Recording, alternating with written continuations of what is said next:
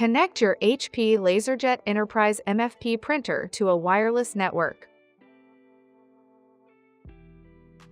From the printer control panel, open Settings.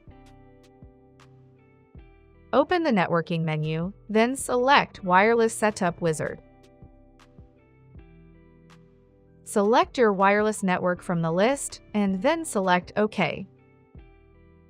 When prompted, use the control panel to enter the Wi-Fi passphrase or password. Select Done when finished.